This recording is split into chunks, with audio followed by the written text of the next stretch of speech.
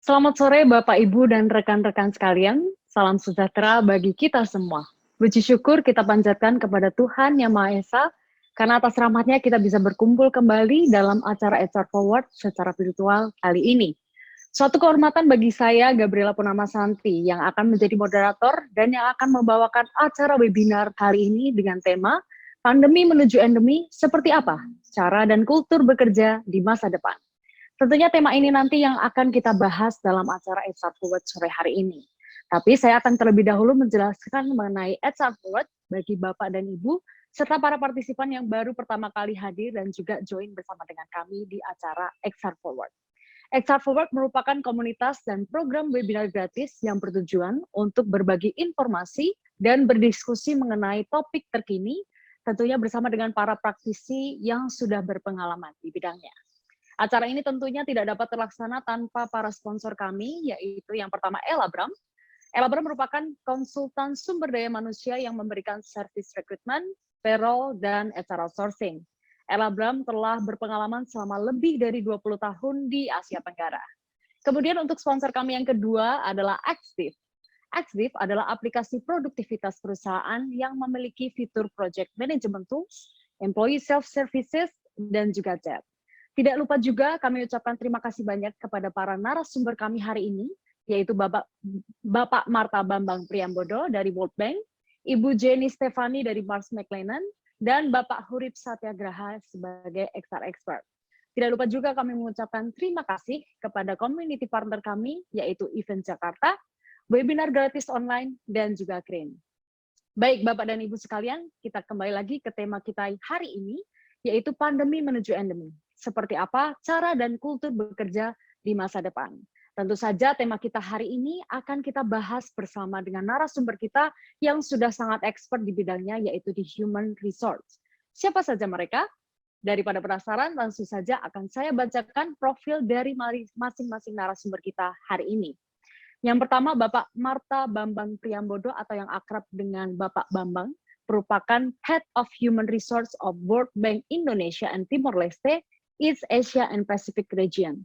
Bapak Bambang memiliki pengalaman kerja lebih dari 30 tahun di berbagai bidang seperti IT, auditor ISO 9000, perbankan dan keuangan, manajemen konsultasi dan sumber daya manusia.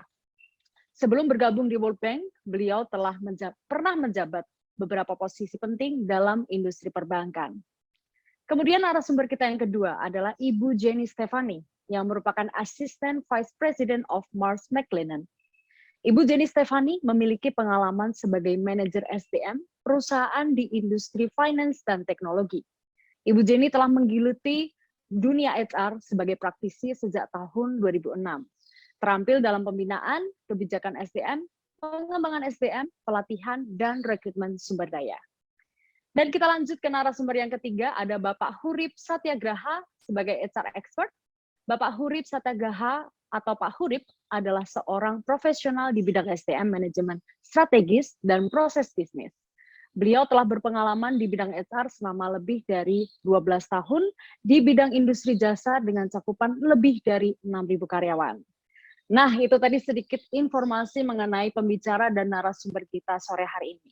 Nah, sebelum kita kembali dan juga berlanjut ke diskusi soal transisi dari pandemi menuju endemi, mungkin saya bisa sapa dulu nih narasumber-narasumber yang sudah hadir sore hari ini. Halo, selamat sore Bapak-bapak dan Ibu-ibu. Selamat sore Mbak Gebi. Selamat sore. Selamat sore Mbak Gebi. Apa kabarnya? Sehat Bapak Ibu ya? Alhamdulillah sehat Mbak. Puji Tuhan sehat. Puji Tuhan. Oke, sudah siap ya pastinya untuk sharing bersama dengan rekan-rekan yang ada di sini ya? Insya Allah. Oke. Baik, karena semua pembicara kita sudah siap, tanpa berlalu lama lagi, kita langsung saja ke sesi panel discussion ya Bapak dan Ibu. Dan saya akan mengingatkan juga kepada para partisipan yang hendak untuk menanyakan pertanyaan, bisa langsung ditanyakan di kolom chat, yang nantinya di sesi akhir akan saya bacakan dan tentunya akan dijawab oleh ketiga narasumber kita pada sore hari ini. Sejumlah negara akan hidup berdampingan dengan COVID-19 dan mengubah pandemi menjadi endemi. Singapura adalah salah satu negara yang sudah memulai hidup berdampingan dengan COVID-19 sejak Maret 2022 lalu. Selain itu, ada beberapa negara yang telah memulai persiapan transisi dari pandemi menuju endemi, salah satunya adalah Indonesia. Seperti diketahui, pergantian status dari pandemi ke endemi harus memenuhi sejumlah indikator. Salah satu indikator untuk menuju ke pandemi adalah penurunan kasus harian yang signifikan. Dengan adanya perubahan dari pandemi ke endemi dalam dunia kerja pun akan menyebabkan tentunya perubahan tren dan juga kultur. Seperti contohnya, kultur perusahaan dituntut untuk berubah. Salah satu digitalisasinya cara kerja. Dan untuk membahas lebih lanjut topik hari ini, kita akan memulai sesi diskusi dengan para narasumber yang sudah hadir. Dan saya akan mulai dengan Bapak Bambang nih, Pak. Sore Pak Bambang. Sore, Ibu Gaby. Pak, bagaimana nih Pak kondisi yang terjadi saat sebelum dan sesudah pandemi di organisasi Bapak? Silahkan Pak. Ya, terima kasih atas pertanyaannya ya. Saya akan coba jawab secara singkat karena mungkin yang paling selain punya pendapat juga. Sebenarnya kalau kita bicara mengenai sebelum pandemi tentunya nggak akan ada yang baru ya, karena basically semuanya normal ya, semuanya normal. Yang berbeda adalah pada saat kita memasuki masa pandemi. Walaupun sebenarnya menurut saya sebenarnya tidak banyak perubahan dari apa yang telah kita alami sebelumnya. Contohnya misalkan untuk work from home ya, ini menjadi satu tren, sebuah kata yang menjadi tren belakangan gitu dan banyak diperbincangkan. Tapi sebenarnya work from home itu saya sudah alami sejak awal saya di IT tahun 80-an akhir ya.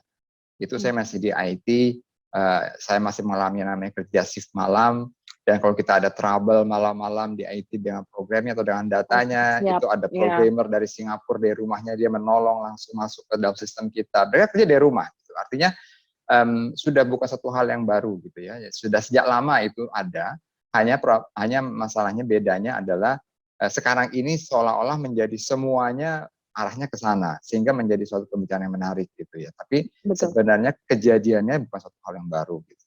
Jadi kalau kita perbedaannya antara dulu dan sesudahnya adalah kalau dulu kita bekerja dari rumah, sekarang kita harus bekerja secara fleksibel, bisa dari rumah, bisa dari kantor. Tetapi yang paling menonjol sebenarnya dengan work from home ini adalah impact-nya daripada work from home ini. Ini yang menjadi pembeda ya, dampak ikutannya itu yang banyak gitu. Misalkan mental health sekarang menjadi isu, karena ternyata tidak gampang kerja dari rumah. Orang terbiasa di kantor, kayak saya puluhan tahun kerja di kantor, tiba-tiba harus hampir 3 tahun kerja di rumah. Buat saya ini suatu shock culture juga, gitu. Saya harus membiasakan diri untuk kerja dari rumah ya. Company harus memberikan support tentunya. Benefit tiba-tiba menjadi harus disesuaikan, jam kerja disesuaikan. Institusi seperti World Bank yang sangat global, kita memiliki kantor di lebih dari 180 negara ya, dengan 18.000 karyawan lebih.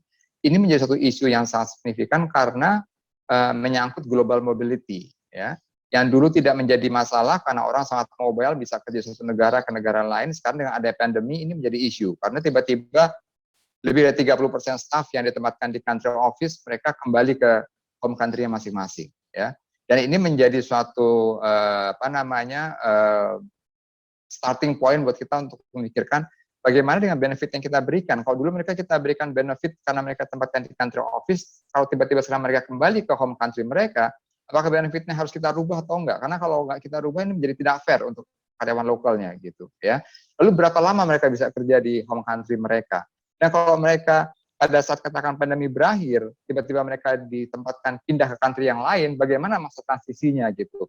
Belum lagi masa travel restriction, itu semua menjadi suatu hal yang menarik dan menjadi suatu perubahan-perubahan yang menjadi tantangan buat HR ke depan untuk berpikir bagaimana kalau ini menjadi sebuah kebiasaan baru nantinya gitu ya.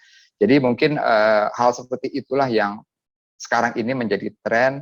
Belum lagi kalau kita bicara mengenai talent-nya, bagaimana memanage-nya dengan adanya work from home begini. Kalau dulu kan kita sering bicara talent menjadi isu, sulit mencari talent gitu ya. Tapi sekarang dengan adanya work from home, kita sekarang tidak terbatas pada ruang dan waktu, kita bisa merekrut talent dari manapun. Toh mereka nggak perlu datang ke country, gitu, ya kan? Jadi yang tadinya susah sekarang tiba-tiba menjadi mudah, gitu.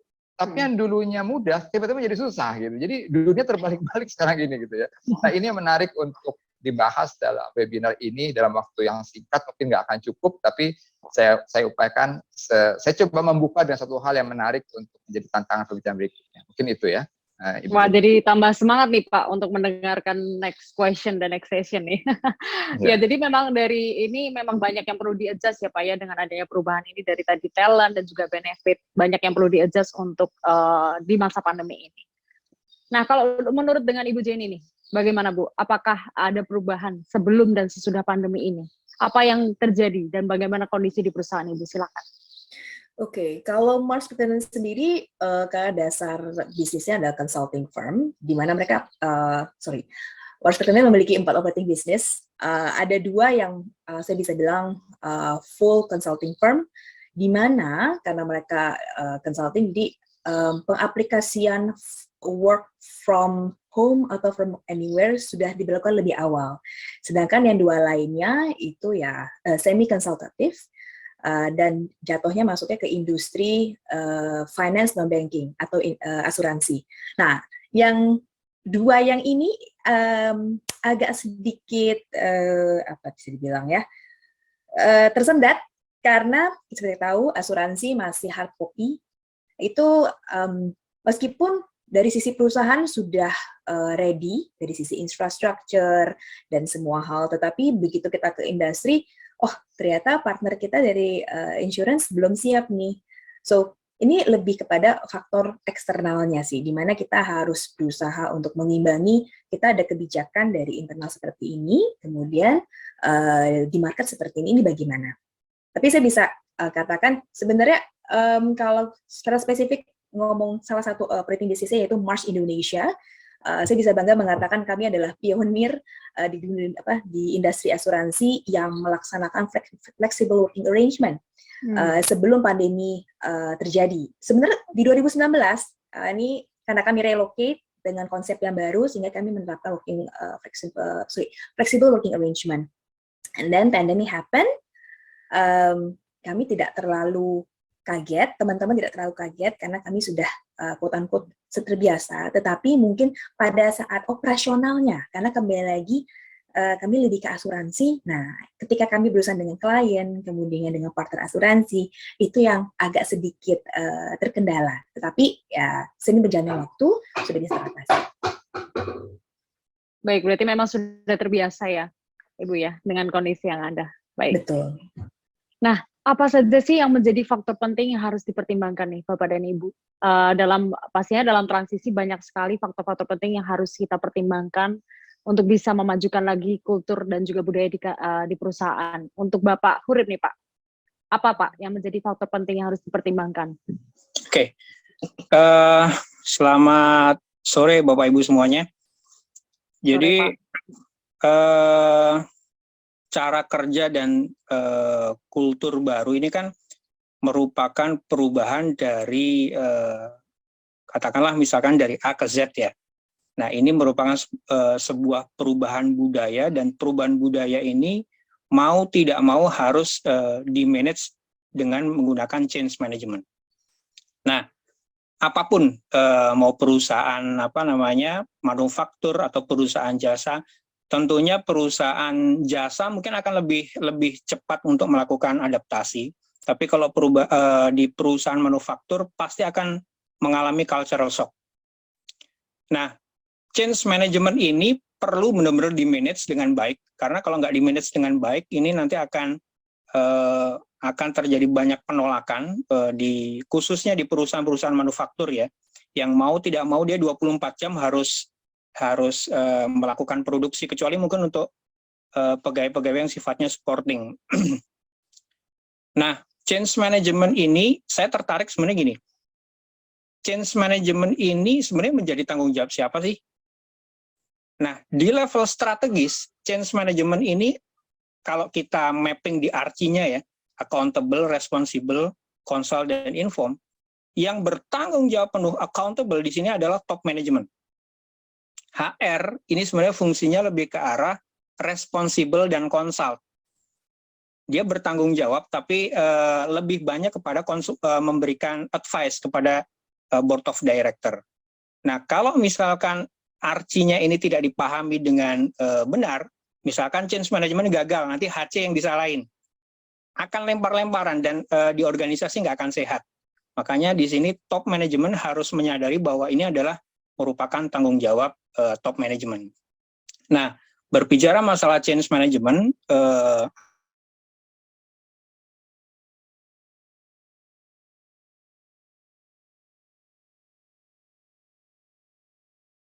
ini ya John P. Kotter ya. John P. Kotter itu menurut saya, pengalaman saya ya, pada saat saya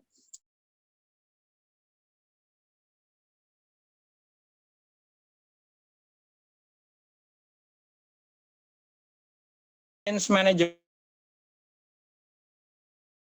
dari John P. Kotter itu merupakan teori yang benar-benar merupakan best practice yang akhirnya dibuatkan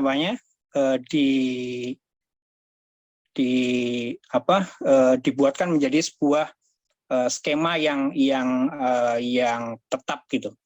Mulai dari kita harus unfreeze, membuat sense of urgency, terus kemudian kita building koalisi, kemudian kita harus setting target, mengkomunikasikan kepada karyawan, terus membuat quick win dan seterusnya. Itu merupakan hal yang sangat penting. Nah, lebih dari itu, sebenarnya gini, apa sih yang harus dilakukan oleh perusahaan ketika dia harus merubah kultur budaya sehubungan dengan pandemi ini, dari pandemi menjadi endemi? Maka yang harus dilakukan oleh perusahaan setidaknya, pertama, perusahaan harus melakukan review dulu terhadap bisnis model. Karena disadari atau tidak bahwa pandemi ini benar-benar merubah peta persaingan di dalam industri manapun. Nah, mau tidak mau perusahaan harus melakukan perubahan bisnis model, karena ketika misalkan kita bicara masalah WFH atau WFO, full WFH atau hybrid, ini kita akan berbicara masalah produktivitas, berbicara masalah sistem kerja, berbicara masalah jumlah jam kerja yang harus dibebankan kepada karyawan. Nah, mau tidak mau, perusahaan harus melakukan review terhadap bisnis model terlebih dahulu. Dia harus melakukan review terhadap value proposition-nya, review terhadap segmen customer-nya, mereview terhadap channel komunikasi kepada customer-nya, sampai nanti dia harus menyesuaikan terhadap key activities maupun key resource yang harus disesuaikan sehubungan dengan perubahan bisnis model. Karena mau nggak mau, kalau misalkan dia tetap pada current activity, current praktis saat sekarang ini, dalam jangka lama dia akan mati. Nah, selanjutnya dari situ baru nanti kita bisa dirumuskan dari perubahan bisnis model, nanti di cascade ke bisnis proses, dari bisnis proses itu baru nanti perusahaan akan bisa menentukan ini akan ditetapkan menjadi full WFO atau full WFH atau hybrid. Dari situ nanti bisa ketahuan. Gitu sih, Bu Gaby. Baik, lebih ke mempertegas ke bisnis prosesnya ya berarti Bapak ya. Kalau menurut Bapak Bambang nih Pak, apa yang menjadi faktor penting yang harus dipertimbangkan dalam proses transisi ini? Silahkan Pak. Oke. Sebenarnya yang dikatakan Pak Hodip tadi benar sekali ya, bahwa memang ini perubahan ini menyangkut yang namanya change management gitu. Cuma memang faktor-faktor penting harus kita pertimbangkan dalam masa transisi ini adalah, kalau menurut saya, kalau kita bicara secara simpel, karena menurut saya begini, ada bedanya antara change management yang dilakukan dalam rangka sebuah inisiatif corporate atau inisiatif corporate action dengan change management yang terjadi secara global. Ya. Kalau change management secara global itu kita cenderung sudah tidak bisa mengikuti pakem-pakem yang ada dalam teori ya. Karena waktu berpikirnya harus sangat cepat. Dan ini terjadi hampir di seluruh dunia ya. Nggak ada orang yang bebas dari COVID, dan nggak ada perusahaan yang bebas dari masalah pandemi gitu. Jadi dan change management itu kalau yang sifatnya datangnya dari inisiatif corporate itu memang harus diatur komunikasinya, strateginya agar bisa diterima secara luas oleh karyawan dan mereka paham akan dibawa kemana gitu ya. Tapi kalau pandemi ini agak berbeda gitu. Kita nggak perlu berbicara, mereka sudah berinisiatif masing-masing ya. Karena ini wabah, ini bencana yang dialami oleh seluruh orang ya. Kita nggak menyangka di bulan Desember itu Cina mengalami pandemi, lalu di Februari, Maret dalam jangka waktu hanya 2-3 bulan, tiba-tiba menyebar ke seluruh negara gitu. Dan tiba-tiba dalam waktu yang sangat singkat, hampir 30% orang, kalau di World Bank hampir 30%, bahkan cenderung meningkat pada saat itu, tiba-tiba mengajukan diri untuk kembali ke negara masing-masing, ke tempat mereka home country gitu. Dan kita menjadi tiba-tiba shock gitu ya. Bayangkan strategi change management seperti apa yang dalam 2-3 bulan ini harus kita pikirkan, bisnis model seperti apa yang harus kita lakukan, apalagi World Bank agak sedikit berbeda ya bisnis modelnya, karena kita kan bukan suatu profit oriented. Nggak bisa secepat itu kita pikirkan, sehingga kita harus agile, kita harus mencari inovasi-inovasi baru. Jadi menurut saya, basically yang harus kita persiapkan dalam waktu yang sangat singkat itu adalah, kalau saya bilang adalah 2 yang menjadi penting. Pertama adalah kesiapan dari staff, ya harus kita persiapkan. Secara mental mereka harus siap oleh perubahan ini ya. Apakah mereka siap dari tadinya dia bekerja di kantor secara full, tiba-tiba bekerja di rumah. Dan untuk mendukung persiapan itu, apa yang harus disupport oleh perusahaan? Ya, kita bicara secara simpel aja gitu ya. Apakah pertama benefitnya? Apakah kita harus support mereka dari sisi teknologi? Apakah kita harus support mereka dari sisi mental health-nya mereka? Kalau mereka berada di daerah yang tidak memiliki teknologi yang baik, apakah kita harus support internetnya? Ya. Kalau mereka katakan tidak mempunyai office home equipment yang cukup baik, apakah kita harus provide itu supaya mereka juga bisa bekerja secara efektif di rumah? Ya. Ini HR harus berpikir secara cepat dalam jangka waktu yang sangat cepat sekali gitu. Ya, kita udah nggak sempat lagi bicara operating model dan business model, kita harus langsung bisa menangkap kebutuhan-kebutuhan tersebut ya. Lalu kedua, kita harus persiapkan secara, perusahaan sendiri harus siap secara infrastruktur ya. Baik itu secara sistem, teknologi, kebijakan ya. Kebijakan HR yang dulu yang nggak ada, tiba-tiba sekarang harus ada. Contohnya saya katakan, tadinya kita nggak pernah terpikir bahwa kita harus mempersiapkan atau memberikan budget untuk home office equipment untuk staff. Ya. Karena kita nggak pernah berpikir bahwa mereka akan bekerja dari rumah sebegitu lama. Gitu. Bahkan awal pada saat terjadi di bulan Maret, kalau 1 Februari di Indonesia, saya berpikir mungkin pada saat itu saya berpikir, mungkin kira-kira Oktober, November udah selesai lah, saya pikir gitu ya. Karena trennya itu sempat agak turun. Sehingga kita itu sudah mempersiapkan, kantor kita itu sudah kita persiapkan sekat-sekat. Kita sudah siapkan sign gitu ya, mempersiapkan itu semua supaya begitu staff masuk mereka sudah siap dengan segala infrastruktur yang ada. Tapi ternyata berlanjut lagi gitu kasusnya, sehingga kita berpikir wah ini nggak bisa, ini akan lebih panjang lagi gitu ya. Jadi kita harus berpikir bagaimana mensupport staff supaya mereka bisa tetap sustain kerja di rumah tapi produktivitasnya terjaga ya. Lalu yang lebih repot lagi seperti saya katakan tadi ya, untuk organisasi seperti World Bank yang bisa dibilang 40% dari karyawan di seluruh dunia itu sangat mobile, kita juga agak panik waktu itu, karena memikirkan bagaimana mereka yang tadinya ada di country office harus kembali ke home country mereka, karena mereka khawatir dengan keadaan keluarga mereka. Gitu. Dan kita harus respect dengan keputusan yang mereka buat. Gitu, ya. Bagaimana mensupport mereka, apa benefit yang kita berikan, karena mereka di country office, apakah harus kita stop kembali ke home country? Kan kalau kita pikir ya, mungkin nggak fair. Untuk katakanlah seorang expatriate atau seorang international staff yang ditempatkan di Indonesia, karena dia jauh dari country-nya, kita berikan benefit-benefit, tiba-tiba dia kembali ke negara asalnya gitu. Dan sementara benefitnya masih kita berikan ke mereka gitu. Kita harus pikirkan kan, apakah ini fair nggak untuk local staff? Apakah ada equality treatment nggak di sana? Bagaimana dengan rumah yang mereka sewa di sini? Mereka sudah sewa 2 tahun, tiba-tiba kalau kembali ke sana, siapa yang menempati? Dan kita harus tetap bayar gitu. Hal semacam ini nggak pernah terpikir gitu. Ya, sebelumnya harus terpikir. Jadi itu harus kita persiapkan bahwa kita harus punya kebijakan yang cukup baik untuk dapat menangkap semua isu ini. Supaya ini menjadi fair untuk semua karyawan, dan bagaimana mengkomunikasikannya seperti tadi Pak Hurib katakan, supaya ini bisa diterima oleh semua karyawan secara baik gitu ya. Ini adalah hal, jadi menurut saya kalau 2 hal yang harus disinkronize itu adalah pertama dari sisi kesiapan staffnya sendiri, lalu dari sisi perusahaan, baik itu dari sisi kebijakan, infrastruktur, policy, guideline, itu harus kita persiapkan secara bersamaan dan dalam waktu yang singkat gitu, supaya work from home ini bisa berjalan sesuai dengan apa yang kita harapkan dan produktivitas tetap terjaga. Mungkin itu ya, Ibu Gaby. Baik, terima kasih kepada Bapak Bambang. Saya lanjut kepada Ibu Jenny. Silakan Ibu Jenny. Kalau dari saya, mungkin saya mau menambahkan dari apa yang sudah disampaikan oleh Pak Hurib dan Pak Bambang. Kalau kami di Mars McLennan, karena kami sudah mulai lebih awal, challenge utama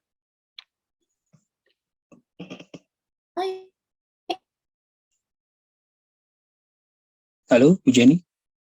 Ya, sepertinya Ibu Jenny ada sedikit kendala.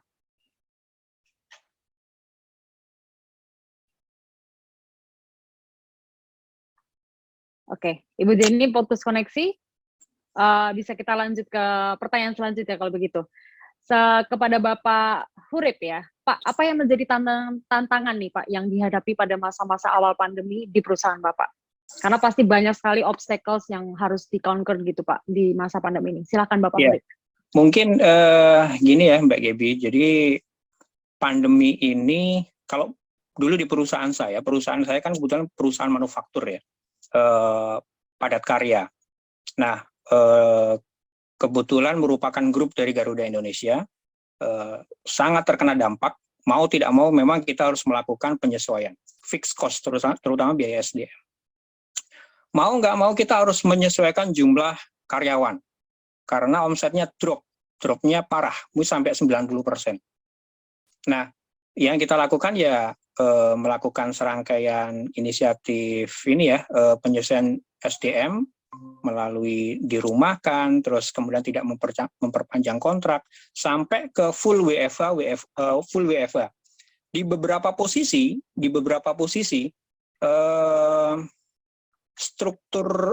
struktur upah kita memang di posisi senior manajemen ini yang non fixed cost-nya atau yang variabelnya cukup besar. Jadi pada saat kita melakukan full WFH itu sangat berdampak sekali pada motivasi karena secara struktur upahnya berkurangnya lumayan besar. Nah, pertanyaannya sebenarnya gini sih Mbak Gebi, kita mau melakukan perubahan kultur kerja ini mau full WFH atau hybrid ini motifnya apa? Apakah karena untuk meningkatkan engagement karyawan, karena kesehatan, atau karena perusahaan mau pengen melakukan efisiensi, atau merubah model bisnis? Ini yang perlu digarisbawahi, dan motif ini nanti akan sangat berpengaruh terhadap inisiatif yang akan dilakukan. Kalau misalkan engagement dan retain karyawan, maka struktur upahnya harus kita sesuaikan, mau nggak mau. Karena ketika misalkan biaya struktur upah variabelnya lebih dominan, karyawan ketika dia di WFH kan mereka akan sangat terdampak di remunerasi yang mereka dapat. Nah, seharusnya ini memang harus direview oleh perusahaan. Nah, kalau misalkan motif perusahaan ini melakukan hybrid atau full WFH ini dikarenakan memang karena efisiensi, maka memang diperlukan serangkaian change management yang harus disampaikan kepada karyawan bahwa ini memang motifnya karena efisiensi. Pun karena misalkan kesehatan itu juga hampir sama, kita harus sampaikan kepada karyawan bahwa motifnya benar-benar karena masalah kesehatan. Tapi yang saya lihat ke depan, motif kesehatan ini sudah nggak terlalu relevan lagi. Jadi motifnya lebih ke arah engagement atau retain karyawan, atau lebih karena efisiensi perusahaan. Karena di perusahaan hospitality, sampai sekarang kita belum full normal. Jadi masih gradual mengarah ke normal, tapi masih jauh dari normal. Oleh karenanya, perusahaan harus bisa melakukan penyesuaian struktur fixed cost-nya terutama. Mungkin itu sih, Mbak Gebi. Baik, dari motivasinya ya Pak, antara engage dengan karyawan, ataukah dari benefit yang lainnya seperti itu. Yes. Baik, Ibu Jenny, mungkin saya bisa ulang pertanyaannya karena tadi sempat terputus koneksinya. Saya minta maaf untuk itu, provider saya bermasalah. Ini Bu Jenny, apa sih yang menjadi tantangan yang dihadapi pada masa-masa awal pandemi di perusahaan Ibu? Silakan Bu. Kalau bagi kami itu adalah masalah trust, di mana mungkin karena kita sudah terbiasa working from home 100%, atasan atau kami menyebutnya people manager dengan team membersnya kalau bisa perlu apa-apa tinggal mungkin nengok ke kanan ke kiri atau tinggal jalan gitu kan, dan bisa ngeliat oh mereka bekerja, oh mereka ini atau itu. Tapi begitu penerapan flexible working arrangement, karena tidak ada visibility di situ, nggak bisa kelihatan apakah benar tim membernya itu bekerja atau tidak, hanya bisa mengandalkan bahwa oh hasilnya ini. So lebih kepada trust issue bagi beberapa people manager. mungkin karena gaya memanage timnya itu sudah menyesuaikan, jadi itu tidak ada kendala. Tapi bagi people manager yang istilahnya terbiasa dengan gimana saya bilangnya ya, mungkin melihat ada orangnya itu jadi merasa assure gitu kan, oh iya tim saya baik-baik saja dan segala macam, itu agak sulit. Saya ingat waktu kami menerapkan pertama kali itu sebelum pandemi, aturannya adalah kalau mau working from home atau from anywhere harus minta izin dulu sama team leader atau people manajernya. Tetapi begitu pandemi terjadi, justru sebaliknya. Kalau mau ke kantor atau WFO justru harus izin. So, jadi perbedaan seperti itu. Tapi sampai sekarang pun terus terang, meskipun kita sekarang udah jalan 3 tahun ya, sekarang menjelang endemi, trust issue itu tetap masih ada. Karena kembali lagi, masing-masing orang memiliki style berbeda ketika memanage timnya. Dan tentunya ketika ada perubahan, mereka juga harus merubah bagaimana mereka memanage timnya. Jadi ke arah situ sih sebenarnya. Oke, baik. Jadi lebih berfokus kepada resultnya sendiri ya. Dan itu dari trust itu sendiri. Kalau untuk Bapak Bambang, apa nih Pak yang menjadi tantangan terbesar di organisasi Bapak? Oke, kalau tantangan terbesar di masa awal-awal pandemi ya, kalau menurut saya, khususnya untuk pengalaman saya di World Bank ya, ini karena begini, World Bank itu sangat menempatkan staff di posisi yang sangat penting. Kita benar-benar menempatkan staff itu sebagai suatu aset yang sangat penting ya. Jadi semua staff isu itu merupakan satu paramount isu yang harus kita manage. Gitu. Jadi begitu pandemi terjadi, yang menjadi isu utama waktu itu adalah tiba-tiba kasus pandeminya melonjak ya. Dan banyak sekali kasus-kasus emergency yang terjadi saat itu, dan itu di luar dugaan. Dan ini terus terang menjadi perhatian dari World Bank saat itu, bagaimana kita bisa memberikan support kepada staff supaya ini tidak menjadi suatu beban yang mengganggu produktivitas gitu. Karena kita berkeyakinan bahwa apabila dalam masa wabah seperti ini, yang bencana yang terjadi di seluruh dunia, kita sebagai institusi tidak memberikan suatu komitmen yang besar terhadap mereka, maka otomatis ini akan mengganggu produktivitas mereka, komitmen mereka, engagement mereka, dan pada akhirnya output yang dihasilkan juga akan sangat terganggu ya. Jadi kita benar-benar menempatkan itu sebagai suatu hal yang sangat penting. Sehingga pada saat satu ini di awal terjadi, maka fokus kita adalah bagaimana menangani emergency situation yang terjadi. Kita siapkan semua infrastrukturnya. Dan kebetulan pada saat terjadi wabah di Indonesia, pemerintah kita juga nggak siap sayangnya saat itu ya. Kita semua tahu bahwa banyak rumah sakit yang full, obat-obatan juga tidak tersedia, ya, supporting equipment juga nggak ada gitu. Jadi kita waktu itu benar-benar coba bekerja sama dengan PBB, bekerja dengan LIFE dengan organisasi internasional lainnya, bagaimana menangani ini, meminta bantuan mereka untuk datangkan obat-obatan, untuk meminta masker dari negara lain, mendatangkan untuk staf kita sendiri. Lalu bahkan kita juga membangun rumah sakit khusus COVID di Afrika, sehingga pada saat terjadi kasus yang sangat signifikan atau sangat emergency, staf kita akan evakuasi ke sana. Karena kita punya rumah sakit tersendiri untuk itu di Afrika ya. Sebegitu pentingnya masalah yang terjadi sehingga kita memberikan suatu penekanan yang sangat penting untuk masalah emergency. Lalu kedua, pada saat awal terjadi tentunya yang jadi masalah ini adalah masalah komunikasi ya. Yang biasanya kita face to face communication tiba-tiba menjadi virtual, dan ini terus terang menjadi suatu hal yang baru. Seperti tadi dikatakan oleh Ibu Jenny juga, ini menyangkut masalah trust, karena kalau dulu kita face to face kita bisa lihat langsung, melihat produktivitasnya bagaimana, kita bisa memberikan advice, memberikan support secara langsung. Tapi sekarang dengan virtual agak susah gitu ya. Bagaimana kita bisa meyakinkan bahwa staff itu bisa 8 jam bekerja di depan laptop tanpa ada hiccups gitu, tanpa ada gangguan atau tanpa ada distract dari yang namanya kebutuhan keluarga di rumah. Kita harus respect dengan itu juga gitu.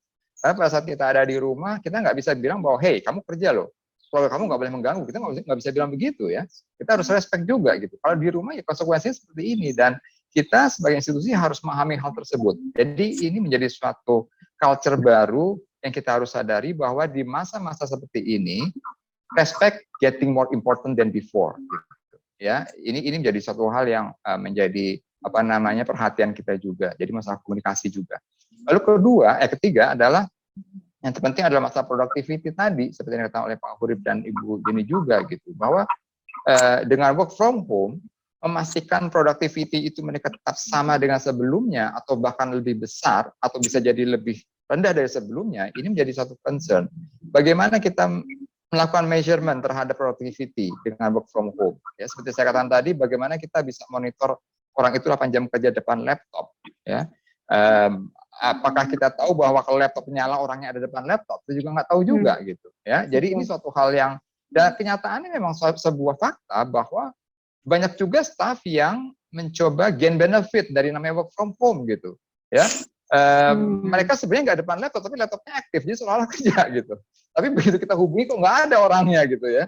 Nah ini satu isu tersendiri yang harus kita manage di awal-awal masa pandemi gitu.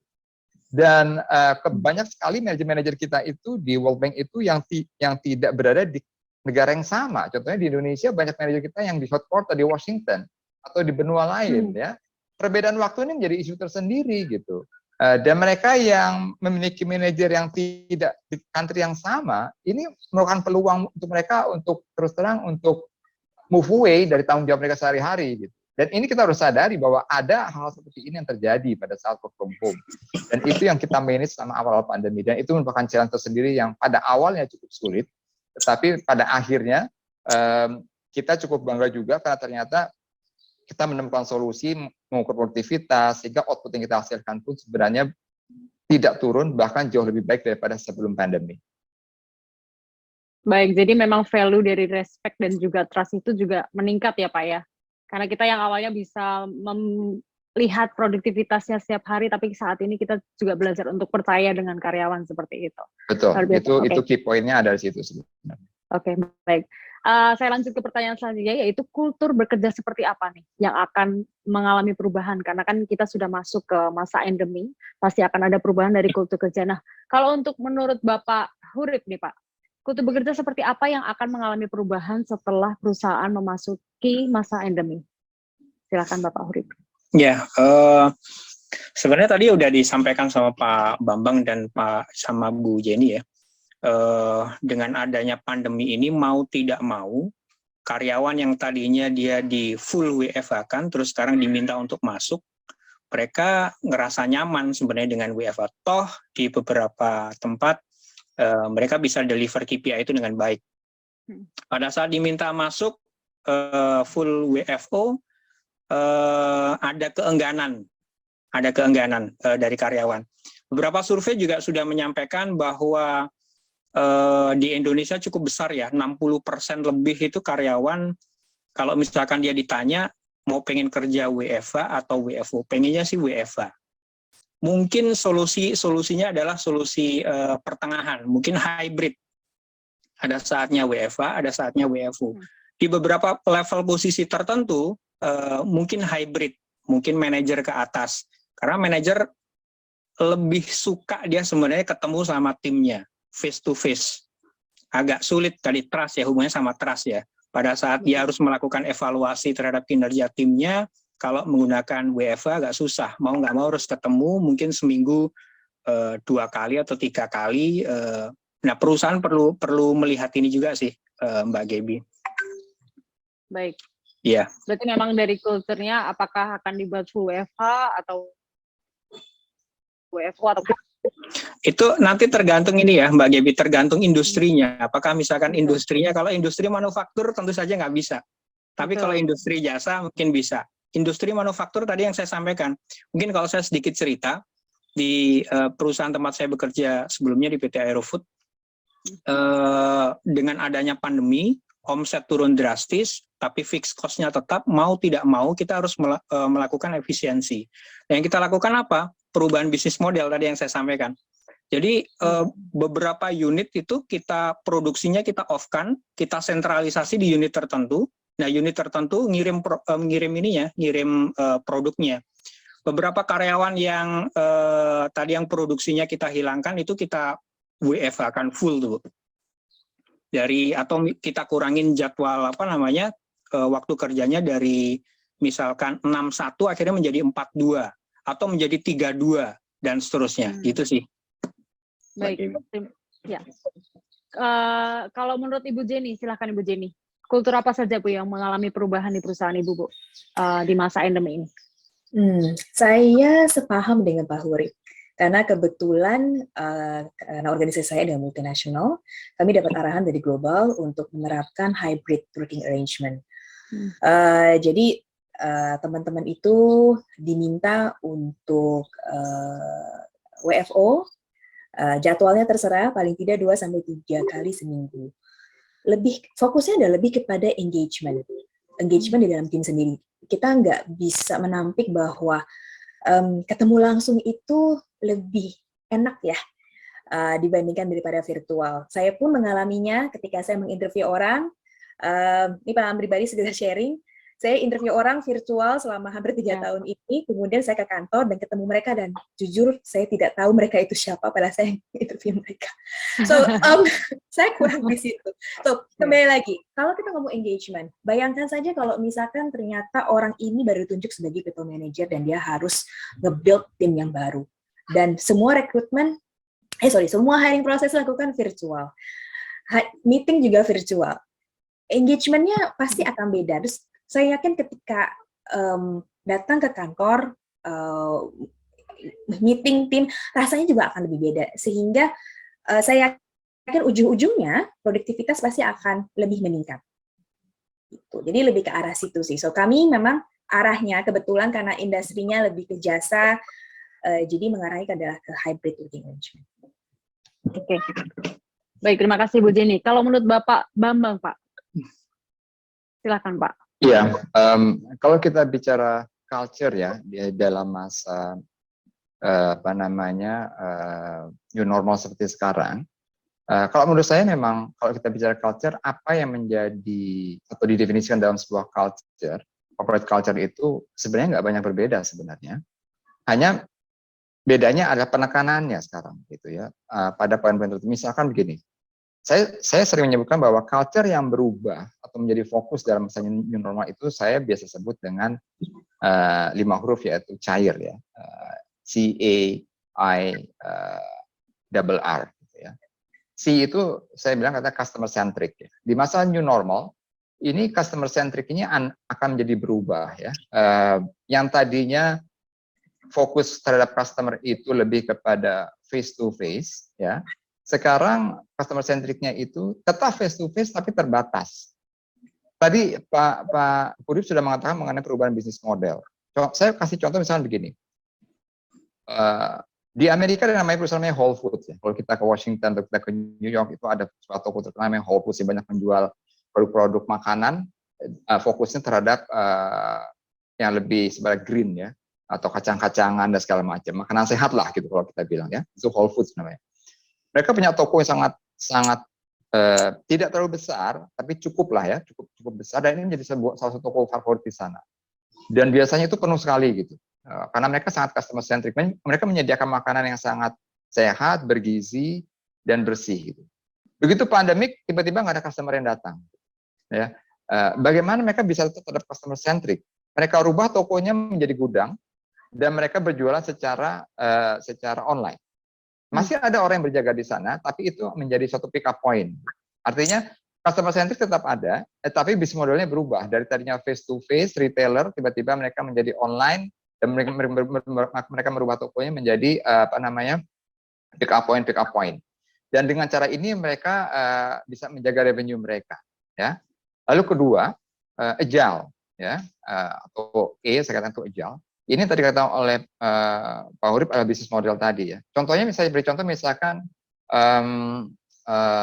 ada suatu perusahaan airline di Amerika yang namanya saya agak lupa namanya. Namanya kalau nggak salah itu Virginia Atlantic ya.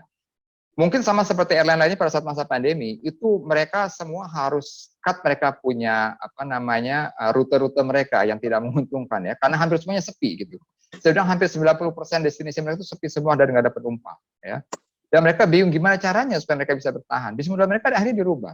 Banyak aircraft mereka yang tadinya passenger aircraft mereka rubah akhirnya menjadi kargo. Karena pada saat pandemi itu banyak pesawat yang digunakan untuk mengangkut alat kesehatan. Tiba-tiba menjadi booming alat kesehatan ya. Obat-obatan, alat kesehatan, memberikan bantuan ke negara-negara, dan kalau hanya bertahan terhadap 1 atau 2 pesawat dari pemerintah itu akan sangat terbatas. Akhirnya mereka berusaha merubah menjadi kargo. Apalagi dengan yang namanya online bisnis itu sangat maju pada saat terjadi pandemi ya, booming mereka. Sehingga yang namanya kargo itu menjadi sangat penting sekali ya. Mereka menyangkut kargo seperti itu. Itu kita katakan culture-nya berubah ya, menjadi agile. Mereka lebih agile, mereka lebih kreatif gitu ya. Tetap customer centric tapi lebih agile. Lalu juga mereka menjadi lebih inovatif juga gitu ya. Culture inovatif ini menjadi sangat penting karena contohnya ada perusahaan yang namanya Digital Incorporation juga. Mereka yang tadinya sebagai supplier komponen elektronik, dengan ada pandemi, mereka tahu banyak masalah kesehatan, mereka membuat yang namanya sanitation tunnel, atau sebuah semacam tabung ya untuk mensanitasi tas-tas ya yang mau diproduksi. Itu sehari mereka bisa 8.000 tas mereka bisa sanitasi di situ, dan itu mempercepat, banyak sekali menolong industri-industri yang memproduksi tas untuk menjamin bahwa tas mereka itu sudah bersih dari segala macam risiko penularan COVID ya. Itu jadi culture seperti yang namanya customer centric, inovatif, dan juga agile itu juga sangat penting ya. Lalu resilience, ini sebuah culture juga yang harus dipertahankan ya, yaitu tahan banting gitu ya. Jangan hanya karena masalah pandemi lalu akhirnya banyak juga yang gulung tikar karena mereka tidak tahu bagaimana merubah bisnis modelnya gitu. Mereka harus kreatif ya, harus tahu bagaimana caranya gitu. Banyak yang tadinya restoran-restoran itu mengandalkan customer yang datang, begitu pandemi tiba-tiba menjadi sepi. Akhirnya mereka berubah menjadi bisnis catering, mengantarkan ke rumah-rumah gitu ya. Dan itu juga salah satu sikap yang positif gitu ya. Mereka tahan banting, mereka resilience, mereka inovatif gitu. Lalu terakhir yang saya katakan ada respect. Ini culture yang sangat penting di dalam masa pandemi. Ada satu kasus di mana tiba-tiba di World Bank itu, misalkan ini kejadian nyata ya, ada staf kita yang tiba-tiba dalam 1 hari itu tanpa ada sebab lumpuh gitu ya, lumpuh tanpa sebab gitu, dan itu terjadi tengah malam ya, dan karena panik keluarganya dia menghubungi salah satu staf kita juga, dan staf ini secara proaktif karena ada masalah finansial keluarganya, dia membantu, dan jumlah yang diberikan itu pinjamannya bukan jumlah yang sedikit, jumlah yang sangat besar gitu. Ini sebelumnya nggak pernah terjadi. Ada staf yang begitu memberikan empati, bukan hanya perhatian, tapi juga masalah finansial. Ya. Baru keesokan harinya kita follow up kasusnya, baru kita bisa berikan bantuan. Tapi artinya apa? Masalah respect, masalah empati, ini menjadi sangat penting. Dan pandemi ini menjadi suatu starting point yang merubah semuanya. Gitu. Staf tiba-tiba menjadi sangat bersimpati terhadap kasus kesehatan. Mereka juga bersedia menolong teman dan segala macam. Ini menjadi suatu culture yang menurut saya penting di dalam new normal tadi ya. Jadi mungkin itu relatif Ibu Debbie. Baik, berarti memang ada beberapa culture seperti tadi yang sudah Bapak Bambang mention, ada tadi customer centric, agile, inovatif, resilience, dan juga respect yang terus meningkat ya Pak ya di masa pandemi ini gitu. Baik, terima kasih Bapak Bambang. Kita lanjut ke pertanyaan yang selanjutnya, yaitu strategi apa yang bisa diterapkan oleh perusahaan atau organisasi Bapak. Saya tujukan kepada Ibu Jenny, silakan Ibu. Strategi apa?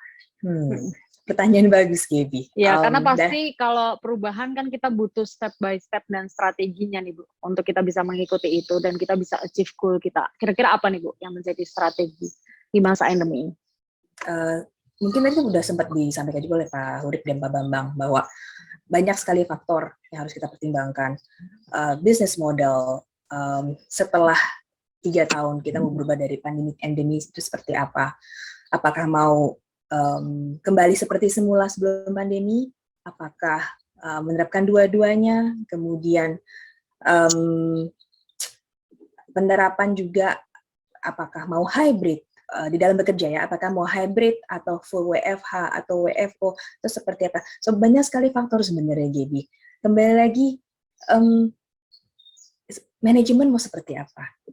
Ujung-ujungnya mau menjalankan bisnisnya seperti apa? So, banyak sekali faktor. Mungkin jawaban saya terlalu general ya, tapi saya rasa kalau menurut saya pribadi, kita harus lihat fokus ini industrinya apa, bisnis modelnya seperti apa, dan at the end, bisnisnya mau seperti apa nih pada saat endemi. Sehingga baru kita lihat, oh nanti kalau begitu karyawannya sebaiknya seperti ini, penerapan untuk gaya pekerjanya. Bisa saja yang tadinya bilang nggak mungkin kita bisa 100% WFH. Somehow, karena bisnis model sudah berubah, itu bisa terjadi. Baik. Untuk Bapak Bambang, silakan Bapak Bambang. Iya, sebenarnya ada intersection ya antara yang sudah kita bicarakan dengan strategi untuk kedepannya ya. Tapi saya melihatnya begini, kita coba lihat dari statistik terlebih dahulu ya, karena kita biasanya membuat strategi berdasarkan data ya.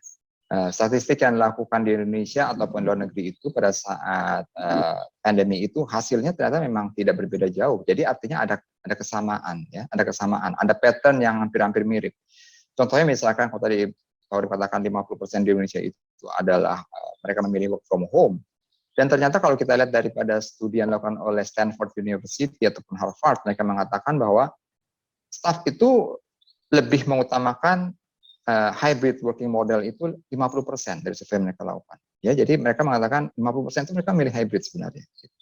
Ya, bahkan kalau perusahaan tidak mengenakan hybrid, artinya mereka memaksa staff untuk kembali ke posisi yang lama, ya di mana mereka bekerja di kantor secara full 5 hari dalam seminggu, 40% mengatakan dari mereka itu berdasarkan survei mereka nggak akan bertahan lama di situ, mereka memilih keluar.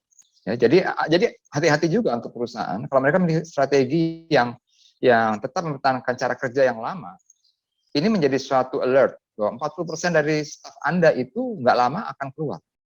Ya, bahkan juga mereka katakan kalau mereka dipaksa untuk tetap bekerja dengan cara lama, 6,8% menyatakan akan langsung keluar walaupun belum ada pekerjaan. Jadi ini harus hati-hati karena memilih strategi itu tidak mudah. Artinya ke depan kita harus berpikir bahwa yang namanya bekerja di kantor 5 hari dalam seminggu, 8 jam kerja, itu sudah bukan menjadi tren ke depannya. Ya, itu strategi pertama yang harus diperhatikan oleh mereka. Lalu kedua adalah health and well-being. Ya, ini strategi yang harus dipikirkan juga ya. Kedepannya orang akan lebih concern dengan masalah-masalah kesehatan. Ya, kenapa hybrid dilakukan? Kenapa orang banyak milih hybrid? Sebenarnya karena pertama mereka concern dengan masalah kesehatan. Sehingga kalau ada company yang tidak fokus terhadap memberikan support terhadap health and well-being terhadap staff, maka ini akan menjadi isu tersendiri. Ya, bagaimana staff bisa yakin bahwa mereka itu bekerja diminta produktivitas yang tinggi, tetapi masalah kesehatan, kesejahteraan tidak disupport dengan baik oleh company. Ya. Lalu ketiga, strategi apa yang harus ditetapkan adalah mengenai flexi time seperti apa, gitu. Ya, yang akan diberlakukan terhadap karyawan. Kalau misalkan saya memilih untuk bekerja dari rumah, ya, berapa jam yang harus saya alokasikan untuk bekerja di kantor? Ya, apakah boleh katakan saya bekerja dari rumah, tapi saya bekerja hanya 5 jam misalkan, 3 jam untuk family? Itu harus dipikirkan juga, gitu. Apakah mungkin nggak diperlakukan seperti itu? Dan bagaimana kita memberikan satu treatment yang fair untuk mereka yang memilih bekerja 5 hari dalam seminggu dan mereka yang bekerja 3 hari dalam seminggu, gitu. Tentu harus ada perbedaan juga, gitu. Bagaimana untuk bisa memberikan hal ini yang sama, tetapi juga tetap menjaga yang namanya produktivitas. Gitu. Karena kita di World Bank ini sudah sepakat bahwa di dalam new normal kita hanya mewajibkan mereka itu bekerja 3-4 hari dalam seminggu, ya, dan tidak ada kewajiban untuk mereka bekerja dalam 5 hari seminggu. Kalau kita lihat di luar juga seperti misalkan Citibank, mereka memperlakukan hanya 3 hari dalam seminggu. Deutsche Bank juga begitu. Bahkan Hong Kong Bank sudah mengatakan bahwa hybrid akan menjadi permanen work modality ke depannya, ya. Walaupun ada misalkan seperti Goldman Sachs di Amerika yang mengatakan bahwa CEO-nya nggak setuju, mereka lebih suka dengan 5 hari kerja seminggu. Tapi ini kan sebenarnya merupakan perbedaan pendapat yang terus terjadi. Tapi survei mengatakan bahwa staff lebih memilih untuk namanya flexi work, hybrid model itu depannya menjadi sebuah pilihan untuk mereka. Ya. Lalu juga mungkin saya pikir yang terakhir mungkin juga lebih kepada strateginya komunikasi. Ya. Komunikasi ini penting ke depannya di dalam hybrid working karena apa? Karena kita tidak sepenuhnya melakukan yang namanya face to face dalam pekerjaan. Ya, ada sebagian yang kita lakukan secara virtual.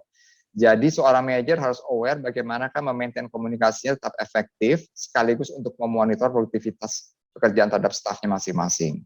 mereka harus memberikan kepercayaan kepada stafnya untuk bekerja dari rumah dengan tetap menjaga produktivitasnya. Karena dari survei yang dilakukan oleh Stanford juga mengatakan 55% CEO di dunia ini mengatakan trust adalah suatu isu tersendiri di dalam work from home, ya. Sehingga ini menjadi suatu hal yang penting untuk disadari bahwa ke depannya strategi komunikasi ini menjadi sangat penting, tidak semudah sebelumnya. Ya, jadi mungkin secara singkat strategi seperti itu yang mungkin ke depannya akan menjadi tren. Ya. Baik, karena memang survei sendiri mengatakan untuk 5 hari kerja sudah tidak dimungkinkan ya Pak Bambang ya. Dan juga pastinya saat ini lebih concern kepada kesehatan, kemudian flexibility time, dan juga komunikasi itu sendiri. Baik, saya akan masuk ke pertanyaan terakhir Bapak dan Ibu, yaitu bagaimana nih tanggapan Bapak dan Ibu terhadap fenomena WFH secara permanen. Saya mau mulai dulu dari Bapak Hurib, silahkan. Yes, Bu Gebi. Tadi mungkin sudah disampaikan juga ya sama Pak Bambang ya, bahwa dengan adanya pandemi ini kita sempat melakukan full WFH, terus kemudian kembali lagi menjadi WFO. Ini menjadi cukup banyak karyawan yang merasa kurang nyaman ketika dia diberlakukan full WFO. Nah, tadi sudah disampaikan juga oleh Pak Bambang bahwa jalan tengahnya menurut saya sekarang adalah hybrid. Itu pun sebenarnya melihat dari jenis industrinya, terus kemudian kalaupun misalkan dia di perusahaan manufaktur, bagian-bagian mana yang bisa diberlakukan dengan model hybrid, WFO atau full WFH mungkin perlu dipetanin sih Mbak. Cuman menurut saya gini sih Mbak Gebi, pertanyaannya dengan pandemi ini yang sudah kita lalui ini, perusahaan perlu mengakses. Pertama, kinerja keuangannya seperti apa? Apakah baik-baik saja atau tidak baik-baik saja? Yang kedua, dari tingkat engagement, mungkin perlu dilihat apakah baik-baik saja atau tidak baik-baik saja. Nah, kalau dari segi keuangan tadi tidak baik-baik saja, perusahaan perlu melakukan serangkaian inisiatif perubahan bisnis model tadi yang saya sampaikan sebelumnya. Apakah perusahaan perlu melakukan perubahan layanan yang akan dijual kepada customer? Dia harus memindahkan produksinya, atau dia melakukan vertical integrasi, atau dia melakukan sharing ekonomi dengan partner yang lain, atau seperti apa? Nah, konsekuensinya ketika perusahaan harus bisa lebih adaptif terhadap kompetisi di luar, merequire karyawan untuk bisa lebih adaptif, lebih inovatif, dan tadi yang dibilang sama Pak Bambang, lebih resilient. Nah, mau tidak mau, perusahaan harus memfasilitasi change management ini dengan baik. Kenapa perusahaan harus melakukan perubahan layanan? Kenapa perusahaan perlu melakukan pengembangan bisnis di industri lain? Atau harus partnership dengan perusahaan lain? Ini sih yang menurut saya menjadi concern bagi perusahaan. Mungkin itu sih, Mbak Gebi. Baik, Bapak Hurib, terima kasih. Saya lanjut ke Ibu Jenny. Ibu Jenny, silakan Bu. Bagaimana tanggapan Ibu nih terhadap WFH secara permanen? WFH secara permanen. Saya setuju sama Pak Hurib. Lihat dulu juga industrinya. Mungkin kalau untuk kebetulan karena saya di jasa dan lebih konsultatif, itu mungkin akan lebih cocok. Meskipun ada 2 operating business kami yang memilih untuk hybrid instead of full WFH, gitu kan. Tapi perlu dilihat juga bahwa kalau misalkan full WFH, perusahaan sudah menginvest, sudah sewa gedung, listrik dan segala macam. Impact keuangannya apa? Gitu kan. Jadi itu juga mesti dipertimbangkan. Ada faktor keuangan perusahaan juga kalau memutuskan mau itu. Saya juga agak nggak yakin kalau 100% WFO. Kalau untuk jasa, kemungkinan menurut saya adalah WFH atau hybrid. Karena isu yang paling utama ketika tiba-tiba perusahaan bilang kita WFH ya.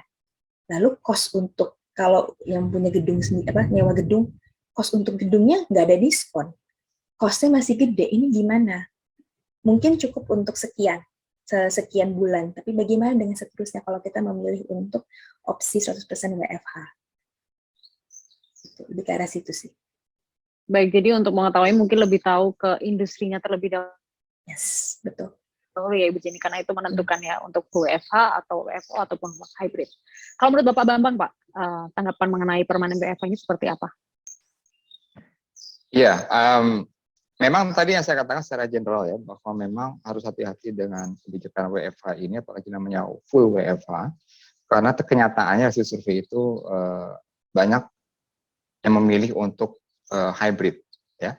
Karena memang benar bahwa untuk memutuskan full WFH atau enggak, kita harus melihat industrinya dahulu apa. Lalu kedua, kita harus melihat customer kita siapa. Kita juga harus melihat produk kita apa. Gitu. Kalau produk kita itu nggak mungkin dilakukan dengan cara WFH, ya nggak mungkin. Contohnya misalnya pabrik rokok ya. Nggak mungkin dilakukan WFH secara full gitu. Karena mereka, siapa yang mau melinting rokok di pabrik kalau sebenarnya WFH gitu ya. Siapa yang mengontrol, siapa yang memetik daun-daun tembakau di perkebunan kalau semuanya WFH gitu. Jadi hampir nggak mungkin WFH untuk beberapa industri tertentu sehingga masih harus dilakukan namanya WFO gitu ya. Jadi memang jantannya adalah yang namanya hybrid tadi gitu.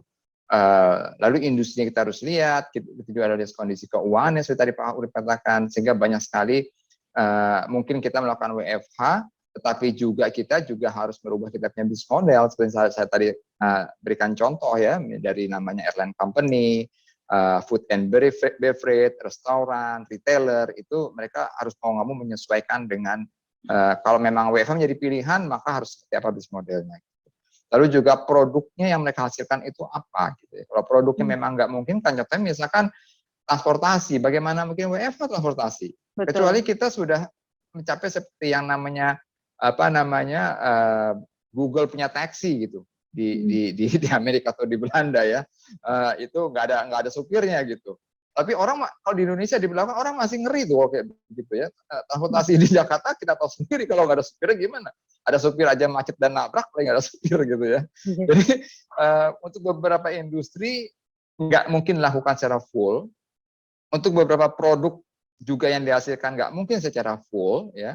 Dan kita juga harus lihat paling penting adalah keuangannya itu seperti apa. Apakah mereka siap nggak, mengganggu nggak mereka punya revenue stream mereka gitu ya dengan cara seperti ini, sehingga harus dilakukan penyesuaian bisnis model.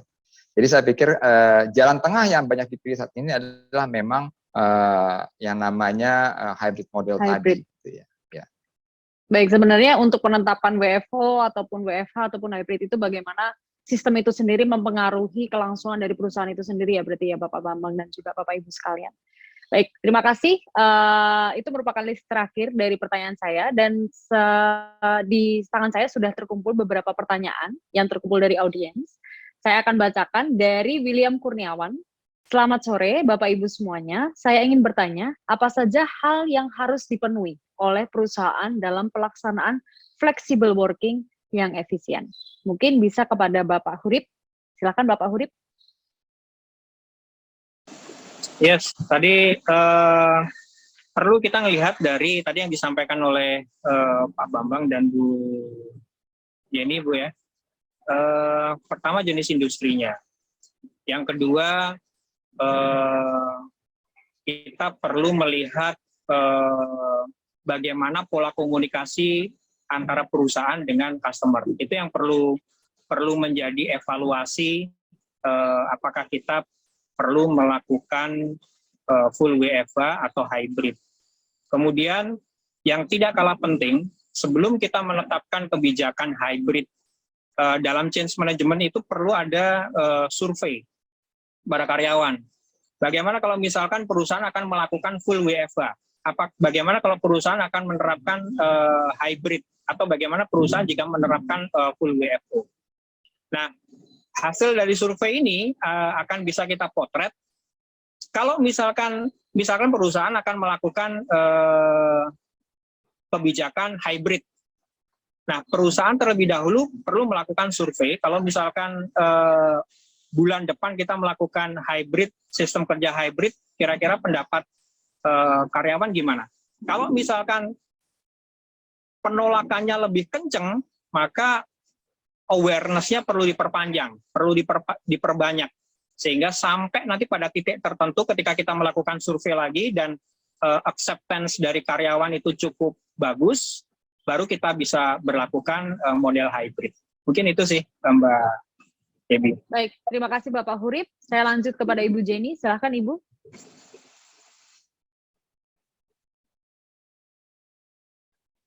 Ibu Jenny, bisa mendengar suara saya? Ya, sorry, tadi agak terganggu. Maaf, pertanyaannya apa, maaf? Iya, pertanyaannya adalah hal apa saja yang harus dipenuhi oleh perusahaan dalam pelaksanaan flexible working yang efisien, Bu? Efisien. Mungkin saya mau menambahkan aja apa yang sudah disampaikan oleh Pak Hurib. Kesiapan infrastruktur itu juga penting. Kemudian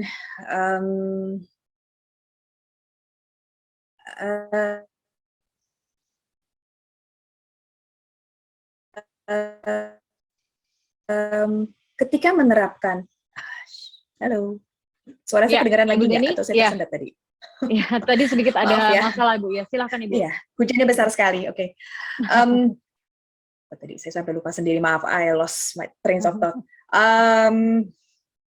Mungkin Pak Bambang dulu, mungkin tiba-tiba saya blank, saya mengaku saja. Baik Ibu Jenny, terima kasih. Bapak Bambang, silakan Bapak untuk bisa menambahkan. Iya, apa yang tanya kalau saya boleh ulang ya, apa yang harus dilakukan oleh perusahaan untuk penerapan flexi work ya? Iya betul.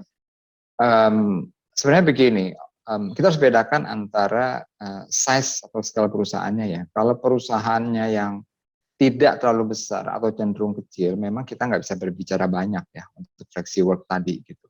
Karena mungkin mereka punya kemampuan yang terbatas dalam melakukan flexi work. Karena flexi work itu banyak hal harus dipertimbangkan ya di sana. Tetapi kalau kita bicara secara umum ya, secara umum, karena flexi work ini sebenarnya lebih banyak diadopsi oleh perusahaan-perusahaan besar. Maka yang harus dipersiapkan oleh perusahaan untuk mendukung flexi work ini pertama adalah secara infrastruktur mereka siap nggak gitu ya.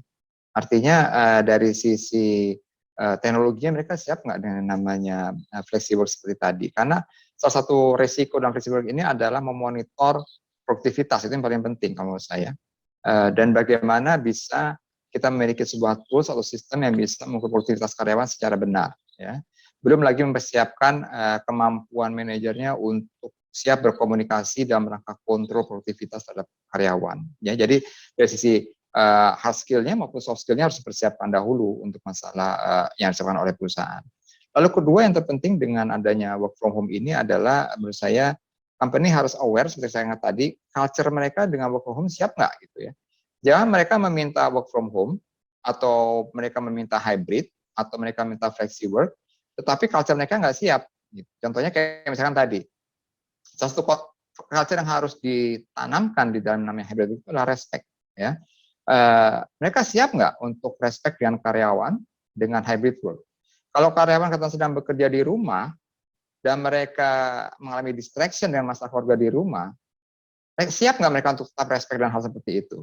Karena begini, saya melihat banyak manajer yang tidak begitu respect dan hal-hal semacam ini. Ya, kalau kita di World Bank itu diukur secara ketat. Ya, kita tidak diperbolehkan untuk tidak memahami hal-hal seperti ini. Ya, kita harus menghargai bahwa dan menyadari bahwa kalau kerja di rumah itu akan banyak gangguan mau nggak mau. Ya, kita harus paham. Yang penting adalah bagaimana outputnya tetap sama, gitu ya. Tanpa harus kita bersitegang dengan staf mengenai masalah gangguan-gangguan seperti tadi. Karena itu kenyataan yang nggak bisa dihindari. Jadi masalah respect ini sangat penting.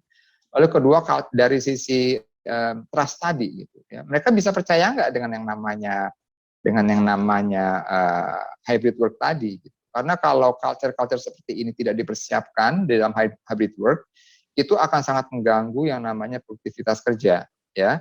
Sehingga akhirnya engagement karyawan itu juga akan jadi turun. Dan kalau engagement turun, otomatis mengganggu produktivitas dan output yang dihasilkan. Jadi secara singkat, kalau saya katakan apa yang dipersiapkan oleh perusahaan untuk yang namanya hybrid work tadi adalah persiapkan culture dengan baik, lalu persiapkan infrastrukturnya dengan baik, ya. Lalu kedua awareness, ya, awareness terhadap hal yang baru dalam new normal seperti ini. Komunikasi, ya, komunikasi itu sangat penting dalam masalah new normal seperti ini. Baik, terima kasih Bapak Bambang, Bapak Hurib, dan juga Ibu Jenny untuk jawabannya. Dan semoga menjawab pertanyaan dari William Kurniawan. Saya lanjut ke pertanyaan selanjutnya dari Fauzan Mahaputra. Selamat sore Bapak dan Ibu, saya mau tanya terkait bagaimana penerapan pola kerja fleksibel yang mengakomodir kebutuhan karyawan dan perusahaan. Mungkin saya bisa mulai dengan Bapak Hurib, silakan Bapak. Boleh diulang lagi tadi, maaf Bu, agak putus-putus. Mengenai penerapan pola kerja yang fleksibel nih Pak, terkait dengan kebutuhan dari karyawan dan perusahaan. Untuk bisa mengakomodir kebutuhan dari karyawan dan perusahaan. Kita perlu menerapkan pola kerja seperti apa? Seperti itu. Kita perlu tadi Mbak ya, kebutuhan dari bisnisnya ini merequire apa? Apakah butuh full WFO, bahkan bukan WFO, full WFO, atau bisa dilakukan secara WFA atau jalan tengahnya melalui hybrid. Itu dulu sih yang harus kita lihat. Kalau misalkan perusahaan harus merequire karyawannya harus full WFO, ya nggak bisa. Tapi kalau misalkan model bisnisnya bisa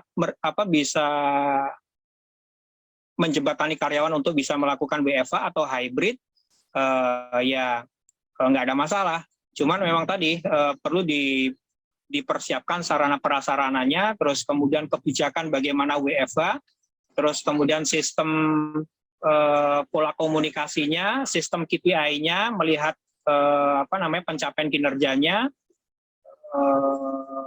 sama yang tidak kalah penting adalah bagaimana model remunerasinya, kompensasi yang diterima oleh karyawan. Itu sih mungkin Mbak Gaby. Baik, terima kasih Bapak Hurib untuk jawabannya. Saya lanjut kepada Ibu Jenny. Silakan Ibu. Oke, sorry, Gaby bisa tolong diulang pertanyaannya? Saya akan ulang pertanyaannya ya. Terkait dengan bagaimana penerapan pola kerja yang fleksibel untuk mengakomodir kebutuhan karyawan dan perusahaan. Oke, so berarti ada win-win solution baik itu untuk perusahaan maupun karyawan. Mungkin saya akan mengulangi lagi apa yang sudah disampaikan Bapak Hurib. Yes, kembali ke industri. Tidak ada benar atau salah di sini. Kita harus lihat seperti apa industrinya, kemudian akhirnya pola perilaku konsumen seperti apa, kita harus menyesuaikan policy. Setelah itu semua dilihat policy-nya mau seperti apa, apakah para people manager dan juga team members sudah pada siap untuk opsi manapun itu. Karena Pak, mau opsi manapun yang dipilih, full WFO, WFH, atau hybrid, pasti ada resisten di situ.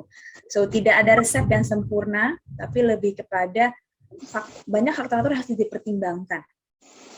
HR di sini mungkin perannya lebih kepada menyarankan berdasarkan survei atau data yang ada, kemudian input juga dari karyawan, gitu kan, itu bisa menyampaikan ke manajemen faktor-faktor apa aja yang bisa mendukung keputusan apakah nanti mau full WFO, WFH, atau hybrid.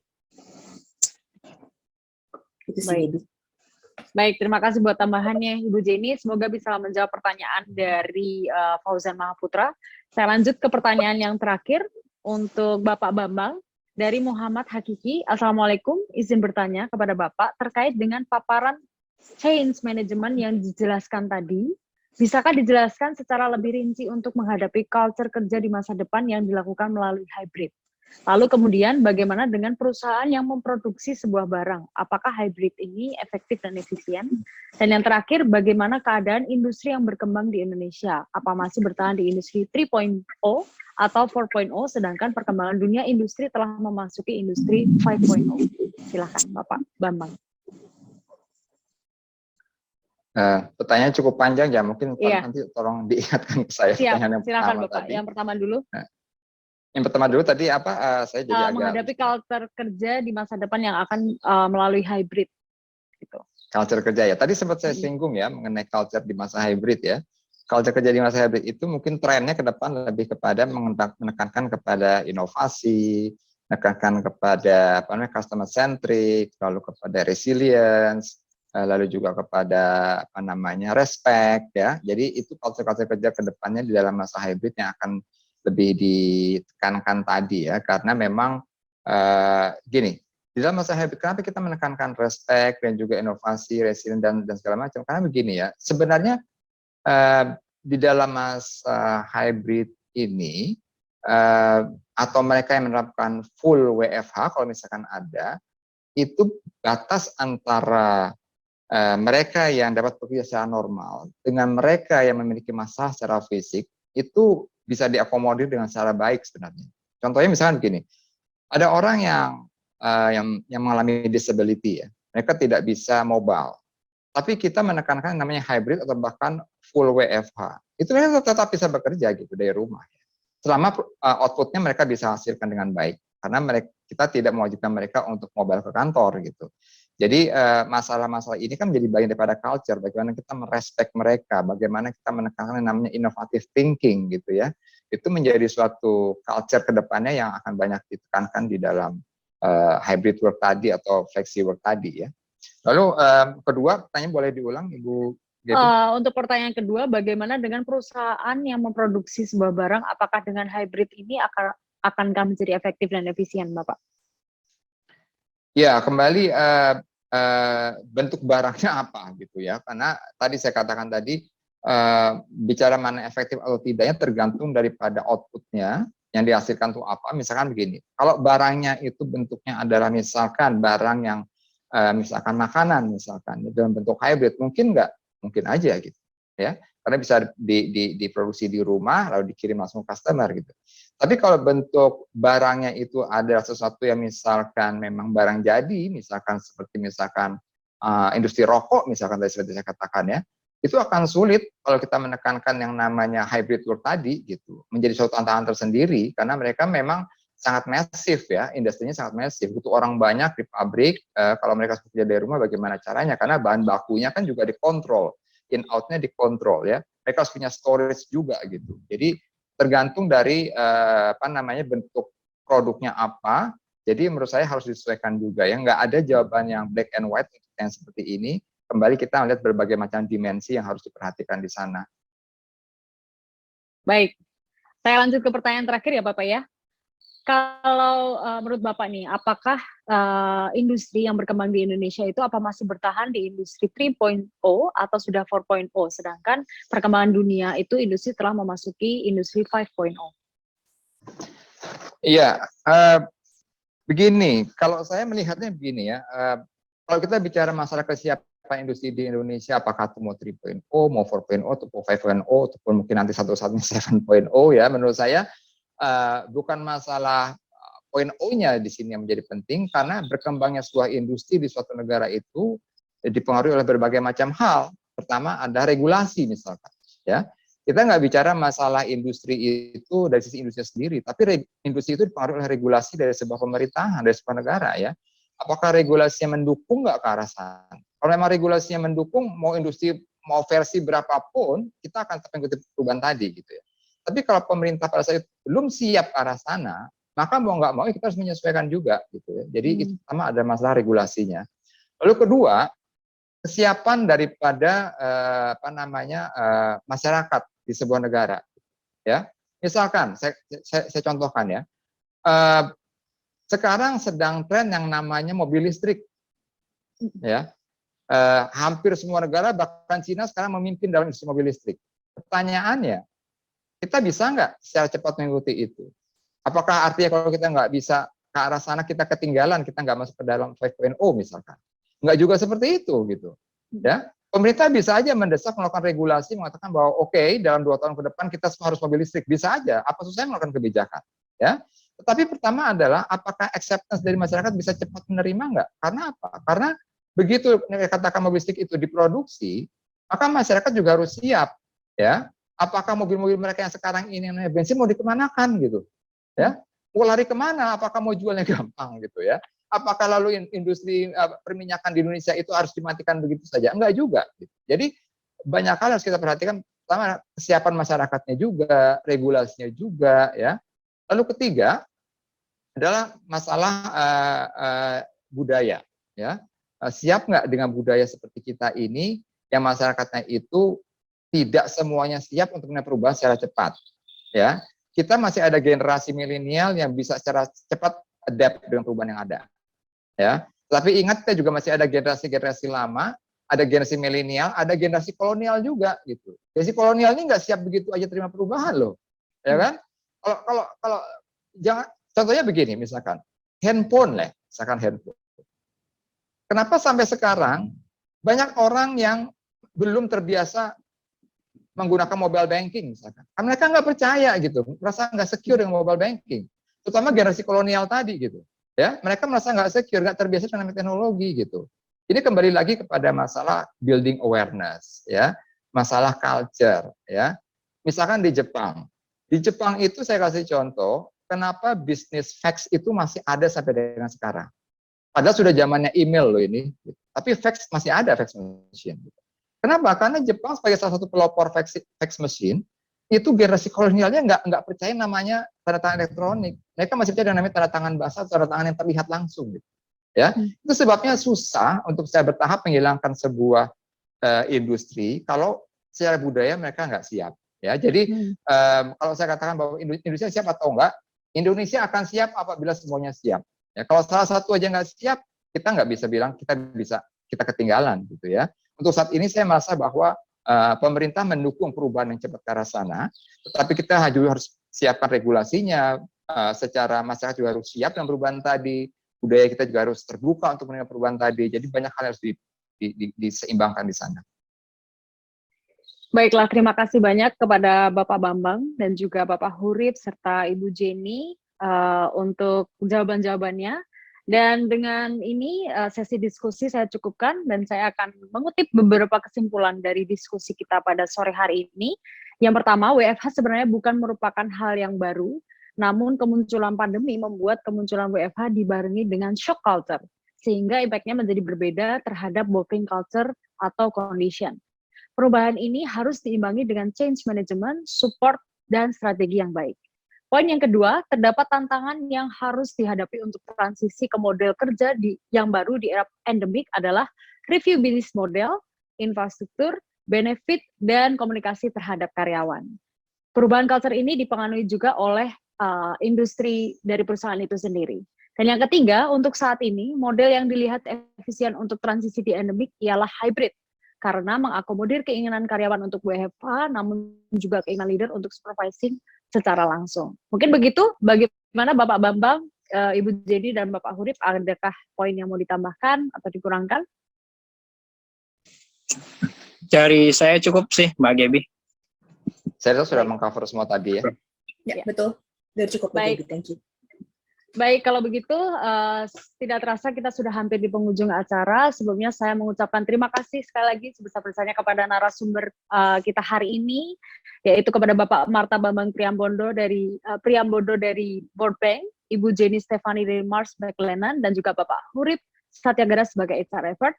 Terima kasih juga untuk sponsor hari ini, yaitu Elabrem dan juga Exit, dan terima kasih untuk community partner kami, yaitu Event Jakarta, webinar gratis online, dan juga Krin. Saya Gabriela Purnamasari selaku moderator mengucapkan terima kasih banyak kepada seluruh pihak dan juga rekan-rekan yang sudah berpartisipasi dalam acara HR Forward sore hari ini. Saya mohon maaf apabila ada kesalahan kata ataupun penyebutan. Stay safe dan sehat selalu untuk kita semua, dan sampai berjumpa di webinar HR Forward berikutnya. Selamat sore dan salam sejahtera bagi kita semua.